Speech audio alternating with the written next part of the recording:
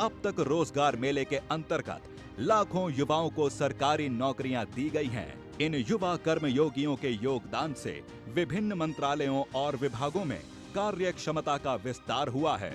नए भारत की प्रगति की एक महत्वपूर्ण विशेषता रही है अद्वितीय स्पीड और स्केल पर इंफ्रास्ट्रक्चर का निर्माण, ऐतिहासिक स्तर पर निवेश और अत्याधुनिक तकनीकों का इस्तेमाल करके सड़क, rail, port, airport, mass transport, waterways और लॉजिस्टिक्स इंफ्रास्ट्रक्चर के क्षेत्र में भारत ने हाल के वर्षों में जितना काम किया है, उसने लोगों को ease of living, ease of travelling और साथ ही ईज ऑफ डूइंग बिजनेस को बहुत बढ़ावा दिया है। इन सेक्टरों में हो रही प्रगति के कारण रोजगार के कई अवसर बने हैं और साथ ही इनसे जुड़े सरकारी पदों पर बड़ी संख्या में रोजगार मेले के माध्यम से नियुक्ति की जा रही है। पिछले कुछ महीनों में रोजगार मेलों के माध्यम से करीब 1.5 लाख अभ्यर्थियों को तो सिर्फ भारतीय रेल में ही नियुक्त किया गया है। इन अभ्यर्थियों को technical assistant, station master, train manager, junior engineer, pointsman, track maintainer, commercial clerk आदि के रूप में देश की सेवा करने की जिम्मेदारी मिली है। आज रोजगार मेले के माध्यम से 51,000 से अधिक युवाओं को विभिन्न मंत्रालयों एवं सरकारी विभागों में नौकरी के लिए नियुक्ति पत्र सौंपे जा रहे हैं। इनमें 14,000 से अधिक युवाओं को रेल मंत्रालय में विभिन्न पदों पर नियुक्ति पत्र मिल रहे हैं। साथ ही डाक विभाग में ग्रामीण डाक सेवक, शिक्षा मंत्रालय में प्रोफेसर, असिस्टेंट प्रोफेसर, लाइब्रेरियन, वित्त मंत्रालय में tax assistant, stenographer, probationary officer, स्वास्थ्य एवं परिवार कल्याण मंत्रालय में डॉक्टर, फार्मासिस्ट, लैब अटेंडेंट और रक्षा मंत्रालय में junior engineer, lower divisional clerk, fireman सहित विभिन्न पदों के लिए भी नियुक्ति पत्र दिए जा रहे हैं। अमृत काल में रोजगार मेले के माध्यम से सरकार की कार्य प्रणाली का हिस्सा बन रही ये अमृत पीढ़ी राष्ट्रीय लक्ष्यों और संकल्पों की सिद्धि में निर्णायक भूमिका निभाएगी। युवाओं के करियर को नई दिशा देते ये रोजगार मेले सुनहरे भारत की तस्वीर को प्रकाशमान कर रहे हैं।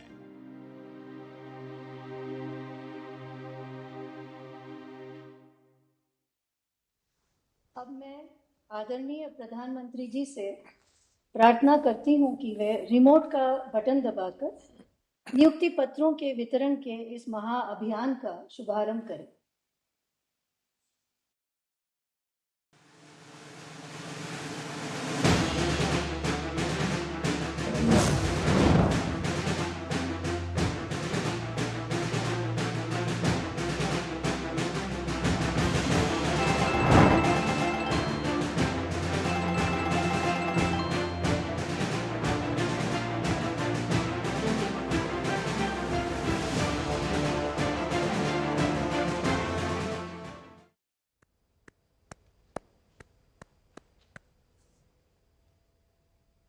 मैं आदरणीय प्रधानमंत्री जी से निवेदन करती हूं कि वे रोजगार मेले के इस विशेष अवसर पर अपने आशीर्वचनों से हम सभी को तथा राष्ट्र की युवा महाशक्ति को अनुग्रहित करें। नमस्कार। रोजगार मेले की ये यात्रा इस महीने एक महत्वपूर्ण पड़ाव पर पहुंची है। पिछले वर्ष अक्टूबर महीने में ही रोजगार मेले की शुरुआत हुई थी। तब से निरंतर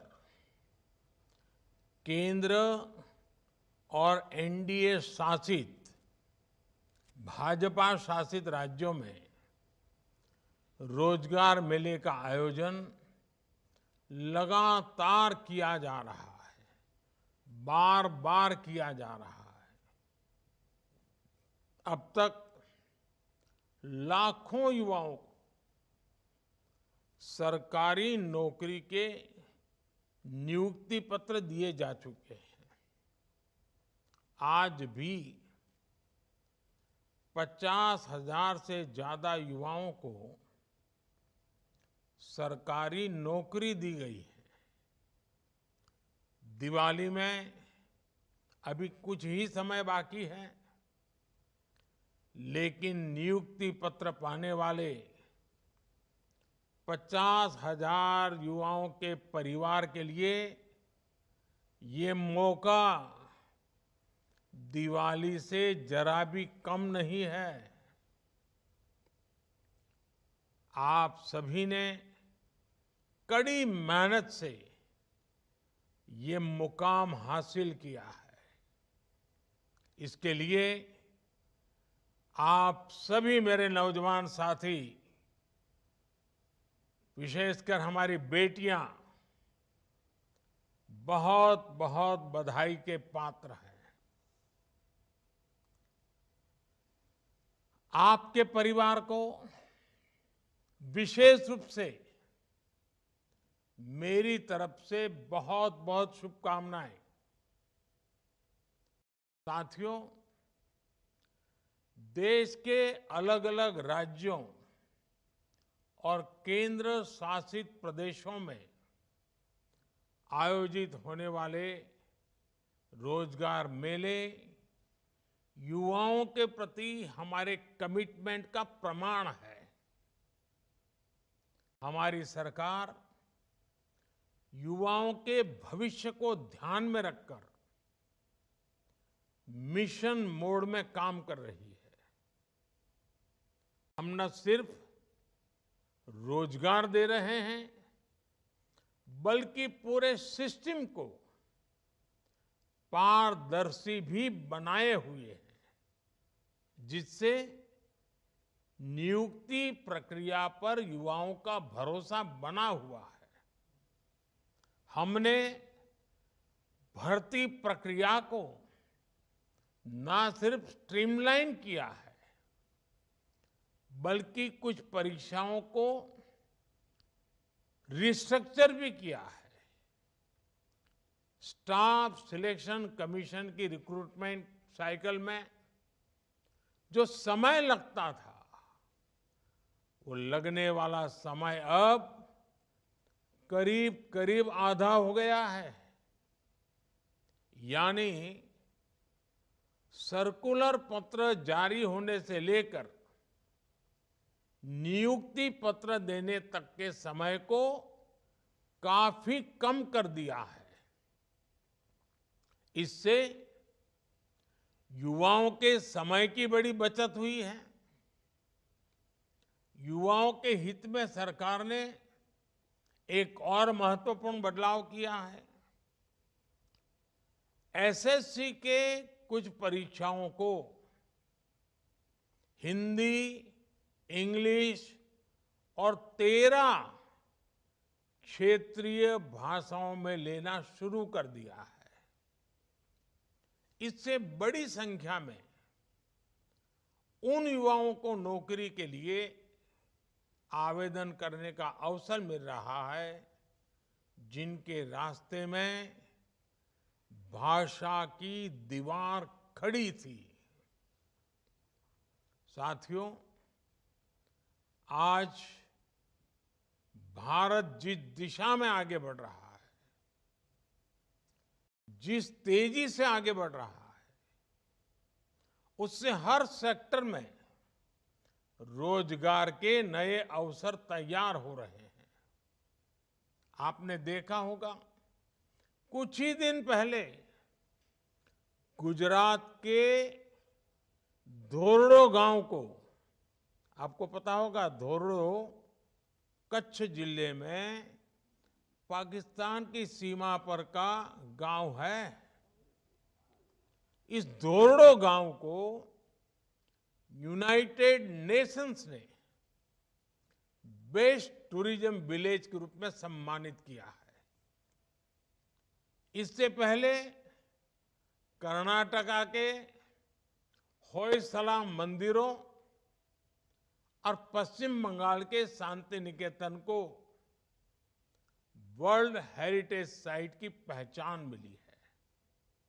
आप कल्पना कर सकते हैं कि इससे यहां पर्यटन की संभावना और अर्थव्यवस्था के विस्तार की संभावना कितनी बढ़ गई है। पहले पर्यटन बढ़ने का सीधा मतलब है कि वहां रोजगार के नए अवसर तेजी से बढ़ेंगे, जिसका फायदा ये टूरिज्म का ही तो परिणाम है, जिसका फायदा आसपास के होटल, छोटे छोटे दुकानदार, बस चलाने वाले, टैक्सी चलाने वाले, ऑटो रिक्शा चलाने वाले, इवन टूरिस्ट गाइड के काम करने वाले, हर किसी को लाभ होता है। ऐसे ही स्पोर्ट्स क्षेत्र, ये ऐसे सेक्टर भी हैं जो रोजगार के नए अवसर तैयार कर रहे हैं। नेशनल इंटरनेशनल खेलों में हमारे खिलाड़ी ऐतिहासिक प्रदर्शन कर रहे हैं। ये उपलब्धियां हमारे देश के स्पोर्ट्स लैंडस्केप में भी बड़े बदलाव और विकास का संकेत है। और जब स्पोर्ट्स सेक्टर का विकास होता है तो सिर्फ बेहतर खिलाड़ी ही तैयार होते हैं ऐसा नहीं है, बल्कि इससे ट्रेनर्स, फिजियो, रेफरीज और स्पोर्ट्स न्यूट्रिशंस जैसे अनेक नए अवसर तैयार होते हैं। साथियों, हम रोजगार देने वाले ट्रेडिशनल सेक्टर्स को मजबूत कर रहे हैं और इसके साथ ही हम रिन्यूएबल एनर्जी, स्पेस, ऑटोमेशन और डिफेंस एक्सपोर्ट जैसे नए सेक्टर्स को प्रमोट कर रहे हैं। ड्रोन टेक्नोलॉजी में संभावनाओं के नए द्वार खुल गए हैं। आज किसान ड्रोन्स का क्रॉप असेसमेंट और न्यूट्रिएंट के छिड़काव में उपयोग धीरे धीरे बहुत बढ़ रहा है। स्वामित्व योजना के तहत ड्रोन्स का लैंड मैपिंग में उपयोग हो रहा है। आपने कुछ दिन पहले एक वीडियो देखा होगा। हिमाचल प्रदेश के लाहौल स्पीति में आईसीएमआर ने ड्रोन की मदद से एक जगह से दूसरी जगह दवा पहुंचाई। इस काम में पहले 2 घंटे का समय लगता था, लेकिन ड्रोन की मदद से ये 20, 25, 30 मिनट में ही, उससे भी कम समय में काम हो गया। ड्रोन्स ने बड़ी संख्या में स्टार्टअप्स को भी बढ़ावा दिया है। इस क्षेत्र में हो रहे निवेश से युवाओं को नए तरह के ड्रोन्स की डिजाइनिंग में मदद मिल रही है। मेरे परिवारजनों, इसी महीने हमने पूज्य बापू की जयंती भी मनाई है। गांधी जी ने चरखे को स्वदेशी और कर्मयोग के एक शक्तिशाली प्रतीक के रूप में इस्तेमाल किया। जो खादी अपनी चमक खो चुकी थी, उसकी चमक भी अब वापस लौट आई है। 10 साल पहले खादी की बिक्री 30,000 करोड़ रुपए के आसपास थी। अब ये 1.25 लाख करोड़ रुपए को भी पार कर गई है। इससे खादी और ग्राम उद्योग सेक्टर में अनेक रोजगार के नए अवसर बने हैं। विशेषकर महिलाओं को इससे बहुत मदद मिली है। साथियों, हर देश के पास अलग तरह का सामर्थ्य होता है, किसी के पास प्राकृतिक संसाधन होते हैं, कोई खनिज से संपन्न होता है, तो किसी के पास लंबे समुद्र तट की ताकत होती है। लेकिन इस सामर्थ्य का उपयोग करने के लिए जिस सबसे बड़ी ताकत की आवश्यकता होती है, वो होती है हमारी युवा शक्ति। युवा शक्ति जितनी ज्यादा मजबूत होगी, देश उतना ज्यादा विकास करेगा। आज भारत अपने युवाओं को स्किलिंग और एजुकेशन के द्वारा नए अवसरों का लाभ उठाने के लिए तैयार कर रहा है। भविष्य की आधुनिक जरूरतों को देखते हुए देश में आधुनिक राष्ट्रीय शिक्षा नीति लागू की जा रही है। देश में बड़ी संख्या में नए मेडिकल कॉलेज, आईआईटी, आईआईएम या ट्रिपल आईटी जैसे कौशल विकास संस्थान खोले गए हैं। करोड़ों युवाओं को प्रधानमंत्री कौशल विकास योजना के तहत ट्रेनिंग दी गई है।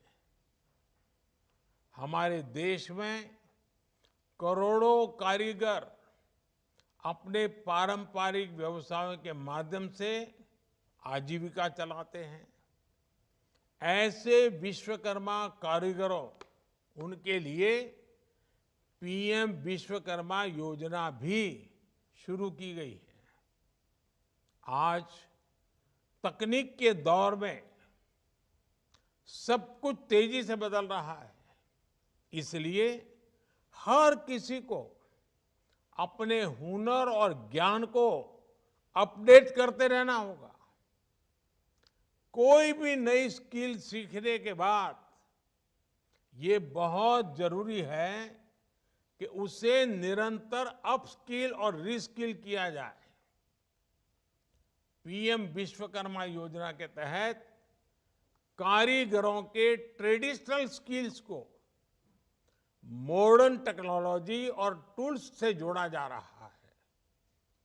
मेरे परिवारजनों, युवाओं के लिए रोजगार के अवसर तैयार करना राष्ट्र निर्माण की प्रक्रिया का महत्वपूर्ण हिस्सा है।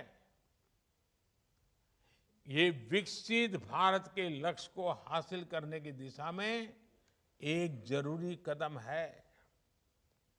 सरकारी कर्मचारी के तौर पर आपको ऐसी सारी योजनाओं को आगे बढ़ाना है, उन्हें जमीन पर लागू करना है। आज आप सभी राष्ट्र निर्माण की हमारी यात्रा में महत्वपूर्ण सहयोगी बनकर के हमसे जुड़ रहे हैं। मेरा आपसे आग्रह है कि आप अपने सपनों को आज पूरा कर रहे हैं, लेकिन आप देशवासियों के सपनों की ओनरशिप ले रहे हैं। मेरा आपसे आग्रह है कि इस यात्रा को लक्ष्य तक पहुंचाने में पूरी तत्परता से आपका सक्रिय, प्रोएक्टिव योगदान बहुत जरूरी है। आई गॉट पोर्टल पर आप अपना ज्ञान भी बढ़ाते चलें। आपका हर कदम देश को विकास के रास्ते पर तेजी से आगे ले जाने में मदद करेगा। एक बार फिर आप सभी को मेरी तरफ से बहुत बहुत शुभकामनाएं। आपके परिवारजनों को भी बहुत बहुत शुभकामनाएं। और आने वाला पूरा समय, आज तो शरद पूर्णिमा है, आने वाला पूरा समय त्योहारों का समय है। आप जहां हो, भले सरकारी काम में लगे हो,